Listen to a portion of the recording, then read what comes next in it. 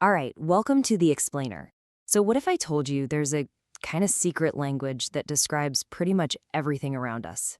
And no, I'm not talking about English or math. It's this set of fundamental rules that runs everything from the music you hear to the light from stars billions of miles away. Today, we're going to decode that secret language of the universe.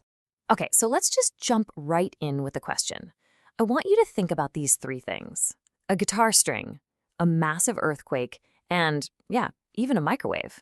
I mean, on the surface, they seem like they have absolutely nothing in common, right? But they actually share this really deep physical connection. And if you stick with me, the answer, well, it's going to unlock a whole new way of looking at the world. So, what is it? What's the connection? It all comes down to vibrations. You know, these wiggles and jiggles and oscillations, they're like the basic alphabet of this universal language. And understanding them, that's our first step to becoming fluent. So what is a vibration, really? Well, it's just motion that's stuck in one place. Think about a pendulum swinging back and forth, or maybe a ruler that you're twanging on the edge of a desk. It's just a repeated back and forth movement around its resting point, or as physicists like to call it, its equilibrium position. All the energy is just contained right there, in that one spot. Now look, in the real world, vibrations can get pretty messy and complicated.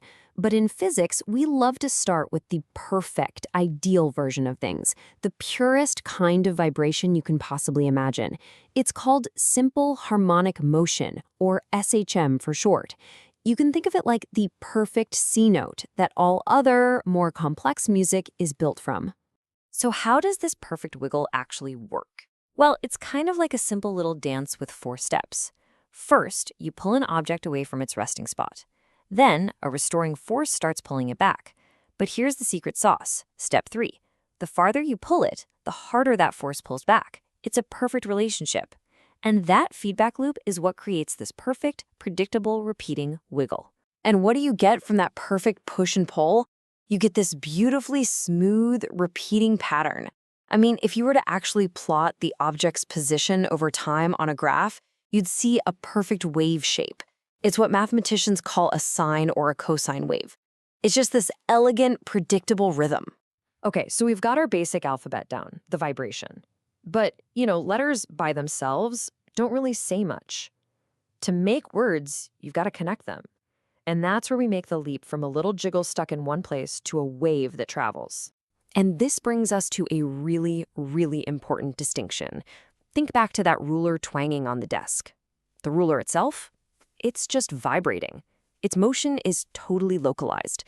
But the sound it's making, now that's a wave. It travels, it propagates, carrying energy all the way across the room to your ear. So that's the difference, right? A vibration is the local jiggle.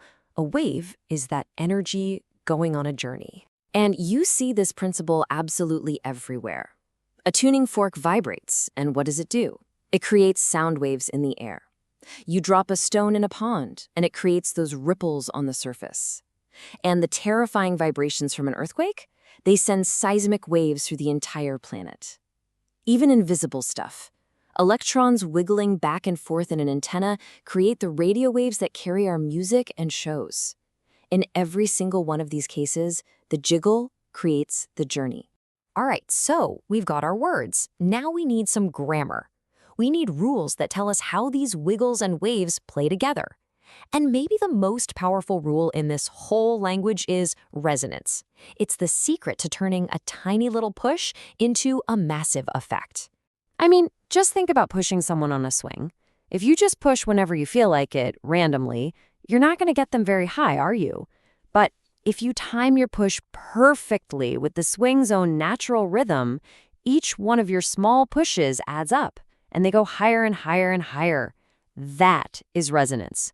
It's amplifying a vibration by applying a force at just the right time, at its natural frequency.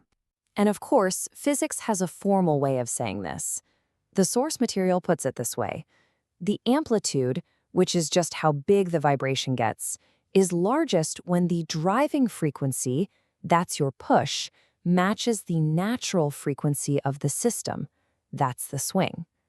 When you hit that perfect timing, you've basically found the universe's sweet spot. So, we've got the alphabet, the words, and the grammar. Now it's time to zoom out and see just how universal this language really is. Because this isn't just about swings and guitars. This applies to pretty much every single field of physics you can think of. And I'm not exaggerating here. The source material for this whole explainer calls it a basic literacy in physics. And why is that? It's because once you really get these concepts, you suddenly have the key that unlocks mechanics, optics, acoustics, even quantum theory. It's just a totally foundational skill. And this language is, it's truly universal. The exact same principles explain how a skyscraper is designed to sway in an earthquake, and how light behaves like a wave, and how your car radio tunes into a specific station using electrical resonance. You've got mechanics, optics, electricity. It's all the same language, just spoken in slightly different dialects. Okay, so let's bring this all back together. We started with a pretty simple question, and we've gone on this journey from a simple little wiggle to a language that, it turns out, describes the entire cosmos. Remember that mystery from the beginning? The guitar string, the earthquake, the microwave? Well, now we know. A guitar string uses standing waves to make a note. An earthquake sends out seismic waves.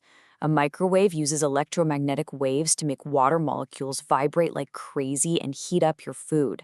They are all at their core just different flavors of waves and vibrations. Different applications, same physics. And just to give you a sense of the incredible, mind-bending scale of this language, get a load of this number. What is that? Well, according to the physics, that's the speed of the wiggle of a single electron inside a single hydrogen atom. We're talking 45 times quadrillion radians per second. This isn't just a language for big things we can see and touch. It's describing a world moving at speeds we can barely even comprehend. So when you really let that sink in, you realize that vibrations and waves, they aren't just a topic in a physics book. They are the fundamental script of reality itself, which leaves us with one last kind of amazing thought.